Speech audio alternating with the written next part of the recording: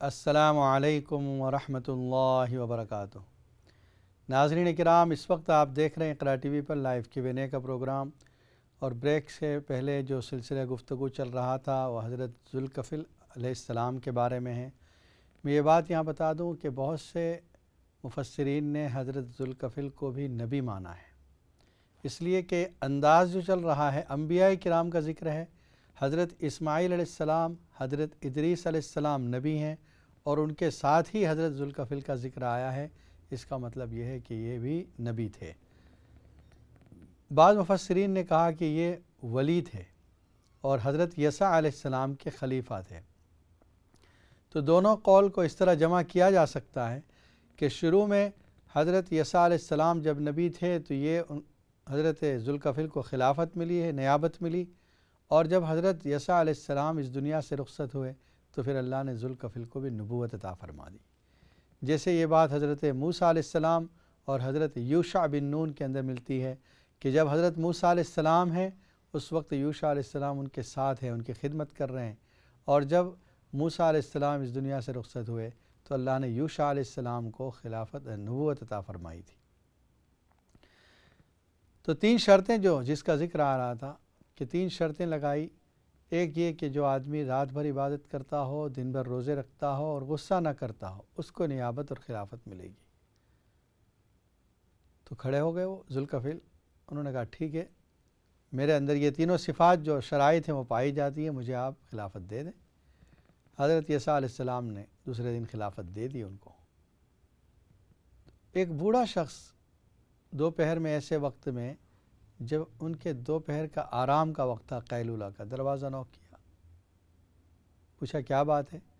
उसने जो अपनी बिप्ता कहना शुरू की, दास्तान कहना शुरू की, इतनी लंबी बयान की कि सोने का वक्त ख़त्म हो गया। अब फिर रात में इबादत, दिन में रोज़ा, गोया 24 घंटे से ज़्यादा सो न सके, गुज़र गए। फिर दूसरे दिन इसी तरह कैलूला का वक्त और वो बूढ़ा आ गया। हज़रत ने कहा देखो ऐसा करो, तुम शाम के वक्त जब मैं असर के बाद बैठता हूँ, फ़ैसला करता हूँ, उस वक्त आ जाना, तुम्हारा फ़ैसला कर दूँगा।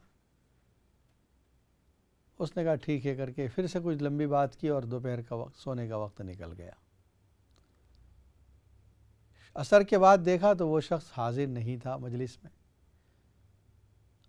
2 दिन हो चुके हैं बग़ैर आराम किए, तीसरा दिन फिर दोपहर का वक्त सोने का। जब वो आया तो उससे कहा कि आप आए नहीं, असर के बाद आपको बुलाया था फ़ैसले के लिए। कहा हज़रत क्या करूं कि जब आपके सामने लेकर आऊँगा तो वो आपके सामने लेकर आने लगा तो उन्होंने कहा कि ठीक है हम आपकी बात मान लेते हैं, आपका हक़ अदा कर देंगे। और जब वक्त निकल गया तो फिर वो तो मुकर गए। फिर उसने इतनी बातें की जिससे सोने का वक्त ख़त्म हो गया। 3 दिन गुज़र गए बग़ैर आराम के। चौथे दिन हज़रत ज़ुल्कफ़िल ने दरवाज़े पर जो आदमी मुक़र्रर था उससे कहा किसी को दरवाज़ा नॉक करने मत देना, थोड़ी देर आराम कर रहा हूँ मैं। वो आया बूढ़ा फिर से, उन्होंने कहा नहीं, दरवाज़ा नॉक करने की इजाज़त नहीं, थोड़ी देर के बाद आना, असर के बाद मिल लेना। वो तो शैतान था, खिड़की के ज़रिए, रोशनदान के ज़रिए दाखिल हो गया और उठाया कि हज़रत मेरी एक तकलीफ़ है, मेरी परेशानी है, शिकायत। तो हज़रत ज़ुल्कफ़िल ने कहा भाई मैंने तुझे बुलाया था, तो वक्त पर नहीं आया, पहले तो ये कि तू आया कहाँ से। समझ गए कि ये शैतान है। उसने कहा कि मैं शैतान हूँ, मैं ये चाह रहा था कि आपने जो दावा किया था हज़रत यसा अलैहिस्सलाम के पास कि मैं कभी गुस्सा नहीं करता, उसमें आप झूठे पड़ जाएं। आप मुझ पर गुस्सा कर लें इसलिए मैंने बहुत कोशिश की, लेकिन आप अपनी बात पर कायम रहे हैं। वो अपने कोशिशों में फ़ेल हुआ और अल्लाह ताला ने हज़रत यसा अलैहिस्सलाम की खिलाफत हज़रत ज़ुल्कफ़िल को अता फ़रमाई थी। दूसरी एक रिवायत अब्दुल्लाह इब्न उमर रज़ियल्लाहु ताला अन्हु की मिलती है, लेकिन उसमें ज़ुल्कफ़िल नहीं बल्कि सिर्फ़ कफ़िल नामी शख्स है।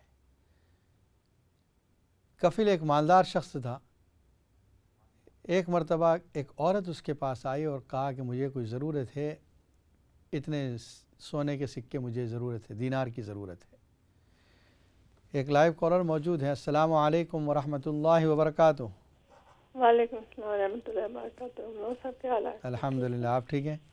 جی مولانا صاحب آپ سے ایک سوال پوچھنے تھے۔ جی ایک شخص ہو تو مطلب اپنی بیوی کو جھوٹی باتیں کرنے کا کوئی موقع ہاتھ سے جانے دے، ہر ایک کے سامنے اس کی برائیاں کرے، کہ کبھی اس کی اچھائیاں کبھی نہ کرے، تو کیا ایسے بندے کے بارے میں آپ کا کیا مطلب خیال ہے کہ اس کو گناہ ہوگا اور بیوی یعنی کیا کرے؟ جھوٹ بھی بولتا ہے وہ؟ ہاں وہ جھوٹی باتیں اپنے پاس سے بناتا رہتا ہے اور کہانیاں اپنے قصے سناتا رہتا ہے۔ لوگ ہر ایک کو کے آگے اپنی بیوی کو ذلیل کرنے کی کوشش کرتے ہیں۔ جی السلام علیکم وبرکاتہ۔ ٹھیک ہے، انشاءاللہ بتاتے ہیں۔ السلام علیکم۔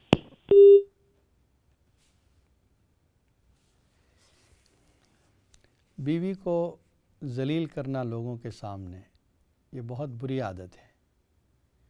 قرآن مجید میں اللہ تعالیٰ نے سورہ بقرہ میں یہ ارشاد فرمایا، ہن لباس لکم وانتم لباس لہن، وہ بیویاں تمہارے لیے لباس ہیں۔ لباس کیا کرتا ہے؟ انسان کو زینت بخشتا ہے۔ لباس کیا کرتا ہے؟ اس کے عیبوں کو چھپاتا ہے۔ اگر جسم پر کوئی نشان ہے، کوئی بدنما داغ ہے، آپ نے لباس پہن لیا، وہ چھپ گیا، تو لباس عیبوں کو چھپاتا ہے، لباس زینت کو ظاہر کرتا ہے۔ اسی طرح بیویاں تمہارے لیے، مردوں کے لیے لباس ہیں اور تم بیویوں کے لیے لباس ہو۔ یعنی قرآن کا منشا تو یہ ہے کہ اگر بیوی میں کوئی کمزوری بھی ہے تو آپ اس کو چھپاؤ، آپ میں کوئی کمزوری ہے، بیوی اس کو چھپائے، اور اس کا الٹا معاملہ ہو رہا ہے۔ بیوی کی عیبوں کو، بیوی کی غلط سلط باتوں کو، یعنی جھوٹی باتوں کو لوگوں کے سامنے بیان کرنا، یہ اپنی کمزوری کا اظہار ہے۔ یہ اپنی کمزوری کا اظہار ہے کہ اس مرد کے اندر اپنی کمزوری ہوگی جس کی وجہ سے وہ اپنی بیوی کو دوسروں کے سامنے ذلیل کر رہا ہے۔ بیوی تو انسان کا، مرد کا اعتماد ہوتا ہے، اس سے اس کا رشتہ مضبوط ہونا چاہیے، اور یہ جھوٹ بولنا یہ تو منافق کی نشانی ہے۔ حدیث میں آیا، نبی اکرم صلی اللہ علیہ وسلم فرماتے ہیں، 3 چیزیں ایسی ہیں جو صرف منافق کے اندر پائی جا سکتی ہے، کسی ایمان والے کے اندر نہیں۔ آیت المنافق ثلاث، اذا حدث کذب، سب سے پہلے نمبر پر یہی ہے کہ جب بات کرے جھوٹ بولے۔ وَإِذَا اؤْتُمِنَ خَانَ، جب اس کے پاس امانت رکھی جائے خیانت کرے۔ وَإِذَا وَعَدَ أَخْلَفَ، جب وعدہ کرے اس کے خلاف ورزی کرے۔ تو جس کے اندر یہ 3 باتیں ہیں وہ 100% منافق ہے، جس کے اندر ایک بات اس میں سے پائی جاتی ہے وہ 33% منافق ہے، 1/3 منافق ہے وہ۔ تو یہ بہت بری عادت ہے۔ حق تعالی شانہ آپ کے ہسبینڈ کی اس عادت کو ختم کرے۔ آپ یہ کریں کہ جب وہ سو رہے ہوں تو ان پر سورہ کوثر 3 مرتبہ پڑھ کے دم کر دیا کریں، انا اعطیناک الکوثر، یہ پوری سورت، چاہے رات میں چاہے صبح میں، یعنی جب وہ سو رہے ہوں تب آپ جاگ رہی ہوں رات میں تب، یا صبح میں آپ جلدی اٹھ گئی وہ سو رہے ہیں اس وقت، انشاءاللہ ان کی عادت ختم ہو جائے گی۔ ناظرین کرام، اس وقت آپ دیکھ رہے ہیں اقرا ٹی وی پر لائیو Q&A کا پروگرام۔ اگر آپ کے ذہن میں کوئی سوال ہے یا آپ کسی پریشانی کا حل چاہتے ہیں، اسٹوڈیو کے نمبر پر فون کر کے معلوم کر سکتے ہیں۔ انشاءاللہ قرآن و سنت کی روشنی میں آپ کے سوالات کے جوابات دیے جائیں گے۔ حضرت ذوالکفل علیہ السلام، دوسرا جو واقعہ میں نے بیان کیا عبداللہ ابن عمر رضی اللہ تعالیٰ عنہ کا، وہ فرماتے ہیں کفل نامی ایک شخص بنی اسرائیل میں مالدار آدمی تھا۔ ایک عورت اس کے پاس آئی اور اپنی ضرورت کا اظہار کیا اور کچھ دینار سونے کے سکے مانگے۔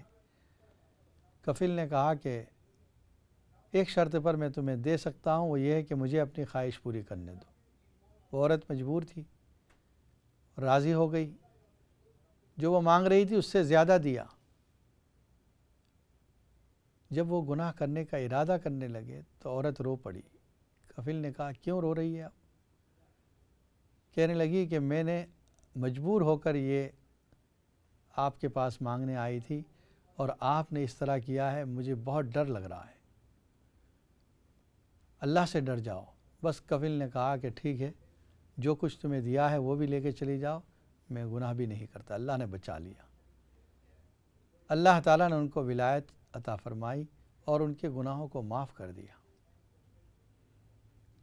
لیکن یہ نام سے پتہ چلتا ہے کہ یہ دوسرا شخص ہے، اور ذوالکفل جہاں پر ہے وہ نبیوں کے تذکرے میں آیا ہے، تو گویا کفیل ایک الگ شخص ہے اور ذوالکفل الگ شخص ہے۔ یہ تینوں کے تذکرے کے بعد اللہ نے ایک آیت نازل فرمائی، وَأَدْخَلْنَاهُمْ فِي رَحْمَتِنَا إِنَّهُمْ مِنَ الصَّالِحِينَ، ہم نے ان کو اپنی رحمت میں داخل کر دیا، یعنی ان پر اپنی رحمت نازل فرمائی۔ إِنَّهُمْ مِنَ الصَّالِحِينَ، وہ سب کے سب نیک لوگوں میں سے تھے۔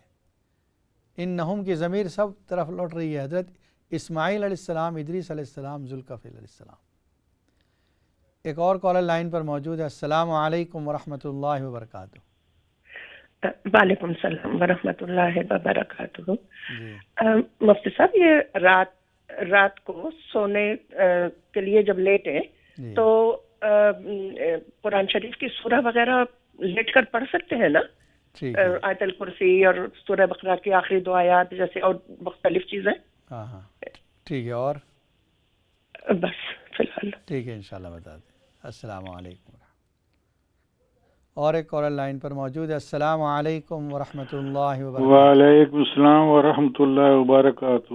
مفتی صاحب، میرا سوال یہ ہے، جی یہ سوال میرا پاکستان کے متعلق ہے۔ جی جی ایک مسجد کے ساتھ ایک وقف ہے، مکان وقف ہے، اچھا اس مکان کی جو آمدن ہے وہ اس پہ صرف ہوتی ہے مسجد پہ۔ اچھا وہ مکان بہت بسیدہ ہو گیا ہے اور مسجد کی انتظامیہ اور محلے والوں نے فیصلہ کیا ہے کہ ابھی اس کو گرا کر تو یہ مٹیریل لگا کے کچھ اور لگا کے ڈبل سٹوری کر کے تو 3-4 ہزار روپیہ کرایہ آتا رہے گا وہ مسجد کے لیے۔ ہاں تو اس میں میجر ڈونر میں ہوں، اچھا تو مجھے یہ بتائیں کہ وہ جو میری ڈونیشن ہے اس سلسلے میں وہ مسجد کی میں ٹریٹ ہوگی یا ادروائز صدقہ ٹریٹ ہوگی؟ اچھا ٹھیک ہے، انشاءاللہ بتاتے ہیں۔ مہربانی، شکریہ۔ السلام علیکم ورحمۃ اللہ۔ ہماری بہن کا جو سوال تھا کہ رات میں جس وقت بستر پر لیٹنے کے لیے جاتے ہیں اس وقت لیٹے لیٹے کوئی سورت یا آیت الکرسی پڑھ سکتے ہیں؟ تو اس کا جواب یہ کہ جی ہاں، لیٹے لیٹے بھی جس وقت آپ سونے کے لیے گئی ہیں تو قرآن کی کوئی آیت کوئی سورت پڑھنا چاہیں پڑھ سکتی ہیں۔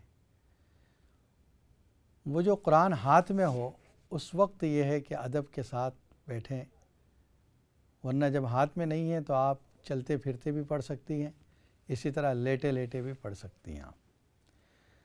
دوسرا ہمارے بھائی کا جو سوال تھا یہ بہت اہم سوال ہے کہ مسجد کے وقف کیا ہوا ایک مکان ہے جس کی آمدنی مسجد پر خرچ ہو رہی ہے، اب اس مکان کو تعمیر کرنا چاہ رہے ہیں تو آپ اس میں کس مد میں خرچ کر سکتے ہیں؟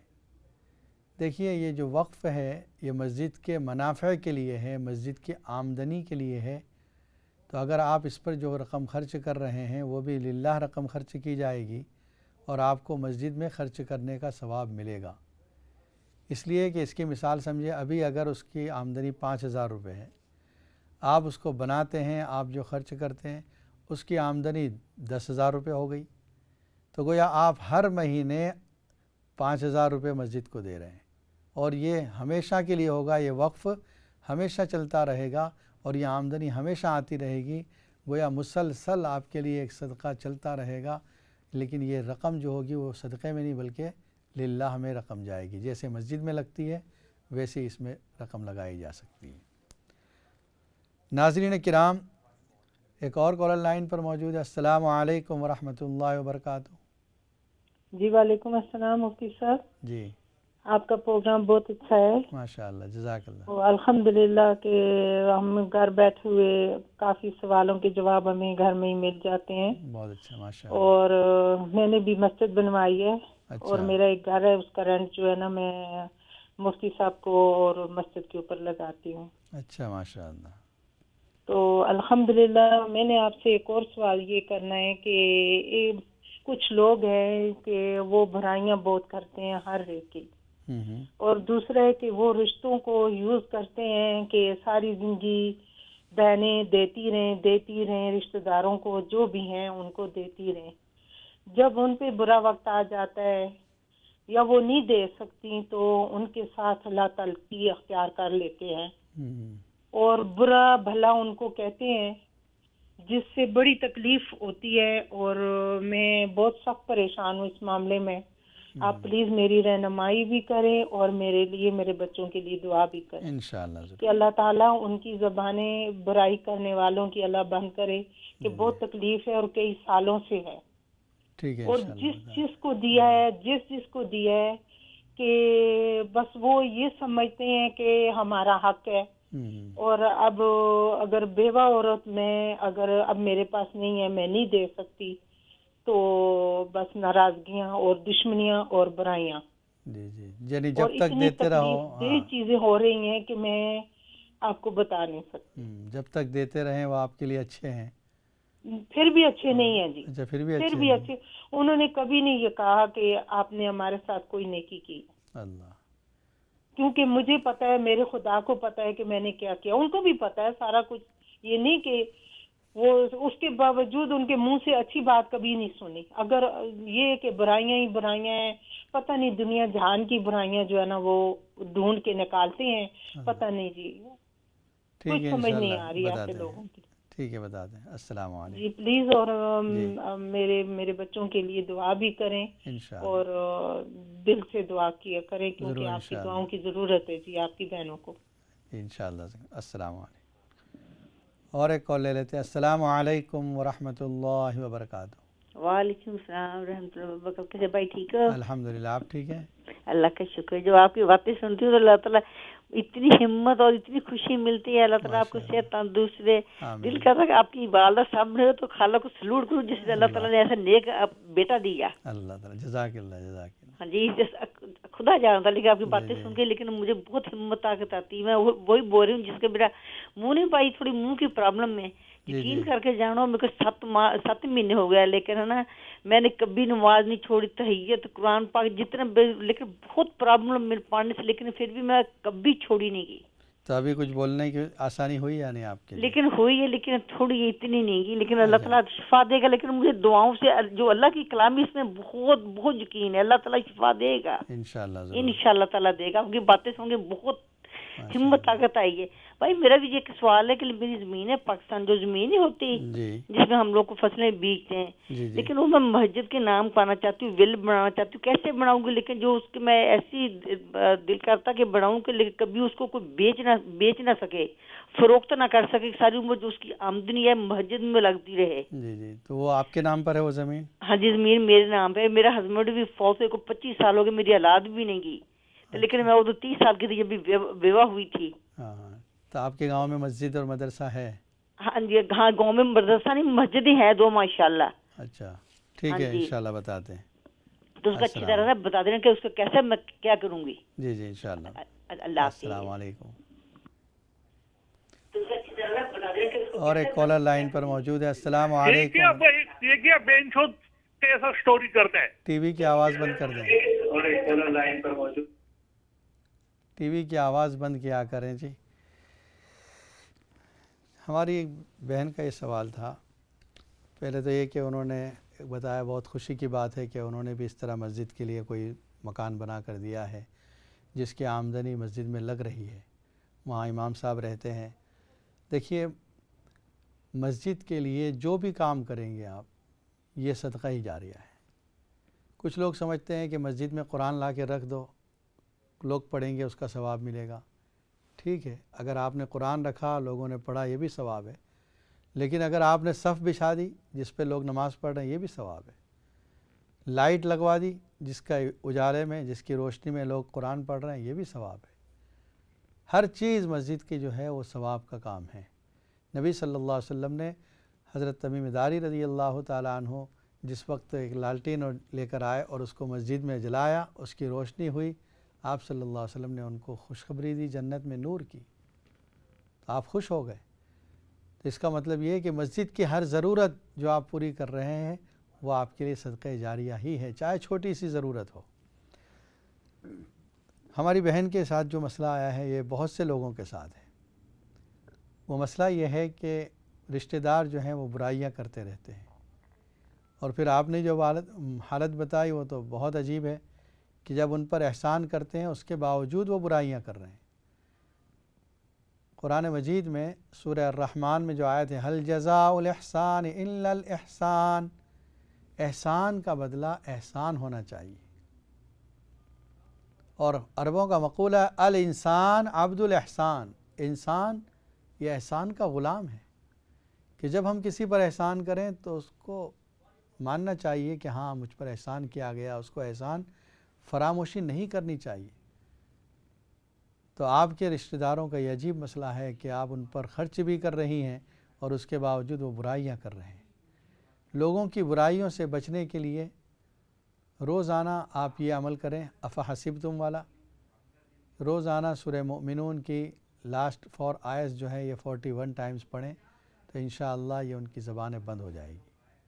سورہ کوثر والا بھی عمل کر سکتی ہیں جو اس سے آسان ہے، ہر نماز کے بعد 3 مرتبہ سورہ کوثر پڑھ لیں، اور 7 مرتبہ سورہ اخلاص شروع میں پہلے درود شریف، الحمد شریف اور 7 مرتبہ سورہ اخلاص پڑھ کر ان کی تمام کی روحوں کو پہنچا دیں، اس کی وجہ سے ان کے زبانیں بند ہوگی، ان کے دل میں آپ کے لیے نرمی اور رحم آئے گا انشاءاللہ۔ دوسرا ہماری بہن کا سوال تھا کہ زمین ہے ان کی پاکستان میں اور وہ وقف کرنا چاہتی ہیں۔ دیکھیے، مسجد کے لیے آپ جب وقف کریں گی تو اس پہ یہ لکھوا سکتی ہیں کہ ہمیشہ اس کی آمدنی مسجد کو جاتی رہے، یعنی کبھی اس کو فروخت نہ کیا جائے بلکہ اس کی آمدنی حاصل کرتے رہیں اور اس آمدنی کو مسجد میں خرچ کرتی رہیں۔ جس وقت آپ جائیں گے پاکستان اس وقت یہ کام وہاں پر کر لیں، جو کاغذی کارروائی ہوتی ہے وہ ملا کر وقف کے ساتھ اس مسجد کے ذمہ داروں کو وہ دے دیں، تو جو وہ وقف نامہ ہوگا آپ کی طرف سے آپ کا سائن کیا ہوا، اس کی وجہ سے پھر وہ مالک بن جائیں گے، یعنی مسجد مالک بن جائے گی اس کی، اور اس کی آمدنی جو بھی ہو سکتی ہے وہ آپ کی طرف سے مسجد میں جمع ہوتی رہے گی۔ یہ آپ کے لیے صدقہ جاریہ ہوگا۔ اللہ تعالیٰ اس کو قبول فرمائے اور آپ کو صحت کاملہ عاجلہ عطا فرمائے۔ ایک کالر لائن پر موجود ہے۔ السلام علیکم ورحمۃ اللہ وبرکاتہ۔ وعلیکم السلام ورحمۃ اللہ وبرکاتہ۔ جی، میں جو ہوتے ہے پوچھنا چاہتا ہوں کہ میں ڈسیبل آدمی ہوں جی، اور وہ جو ہوتے ہیں ایک عورت آتے ہیں، وہ مجھے جو ہوتے ہیں نا کریم ہمارے کمر کے اوپر، ہمارے ہاتھوں کے اوپر، ہمارے پاؤں کے اوپر لگاتے ہیں، تو میں تو ننگا ہوتا ہوں، تو مجھے گناہ ہوتے ہیں یا نہیں ہوتے؟ کیونکہ وہ اس کے بغیر تو ہو نہیں سکتے۔ کون لگاتا ہے؟ عورت آتے ہیں، وہ والنٹیئر۔ اچھا، والنٹیئر آتے ہیں، ہاں ہاں ہاں، ٹھیک ہے۔ تو گھر میں اور بھی کوئی ہے؟ نہ، میں اکیلا رہتا ہوں، جو ہوتا ہے میرا بیوی پوت ہوا ہے۔ اچھا، اور میرا جو ہوتا ہے نا مجبوری ہے، تو ابھی یہ جو ہوتا ہے میں ڈرتا ہوں کہ ایسا نہ ہو کہ مجھے گناہ ہوئے۔ ٹھیک ہے، انشاءاللہ بتا دیں۔ السلام علیکم۔ ہمارے بھائی کا جو مسئلہ ہے وہ یہ ہے کہ وہ ڈسیبل ہیں، معذور ہیں، ہل نہیں سکتے، اور ان کو جسم پر کریم لگانا پڑتا ہے، اور اس کے لیے والنٹیئر جو نرس آتی ہے وہ یہ کام کرتی ہے۔ دیکھیے، معذور اور مجبور جو ہے وہ اپنے علاج کے لیے اس طرح اگر اجازت ہے اس کے لیے، لیکن کوشش کریں کہ سطر جو ہے سطر اس پر کچھ نہ کچھ پردہ ڈال دیں اور وہ نظر نہ آئے، اگرچہ کریم لگائے لیکن کریم لگاتے وقت بھی اس کے اوپر ایسی چادر وغیرہ ڈال لیں کہ سطر چھپا رہے۔ اور اگر کوئی ایسی مجبوری ہے تو آپ کوشش کریں کہ کم سے کم آپ اپنے بدن کو کھولیں، علاج کے لیے ضرورت کی وجہ سے معافی ہے، انشاءاللہ آپ کو گناہ نہیں ہوگا۔ ناظرین کرام، اس وقت آپ دیکھ رہے ہیں اقرا ٹی وی پر لائیو Q&A کا پروگرام، اور انشاءاللہ ایک بریک کے بعد دوبارہ آپ کے لیے سوال و جواب کا سلسلہ جاری کیا جائے گا۔ السلام علیکم ورحمۃ اللہ وبرکاتہ۔